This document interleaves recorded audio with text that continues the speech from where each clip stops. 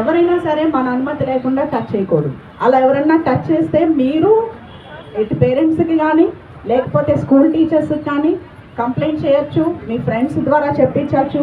ఇవి రెండు మీరు చేయలేని పరిస్థితుల్లో ఉంటే మీకు ఒక టోల్ ఫ్రీ నెంబర్ ఉంది కదా, ఎంత 10, అందరికీ ఆ నెంబర్ తెలుసు కదా. సో అవకాశం ఉంటే 1098కి కాల్ చేసి చెప్పచ్చు. లేదు డైల్ 100 కూడా ఉంది కదా, 100 కూడా మీరు డైల్ చేయొచ్చు. అంటే ఫోన్ అందుబాటులో ఉన్న పరిస్థితుల్లో ఉంటే మీరు చేయగలిగే అవకాశం ఉంటే అలా చేయొచ్చు. లేదు మీకు ఫోన్ లేదు, మీ పేరెంట్స్కి చెప్పే టైం లేదు, సో అట్లాంటప్పుడు మీకు ఈ ట్రైనింగ్ చాలా ఉపయోగపడుతుంది. అవునా? ఎవరైనా మిమ్మల్ని టీచ్ చేస్తే ఇక ముందు ఊరుకుంటారా? ఏం చేస్తారు? ఇప్పుడు ఈ కిక్స్ అన్ని నేర్చుకున్నారు కదా, ఎందుకు అవి?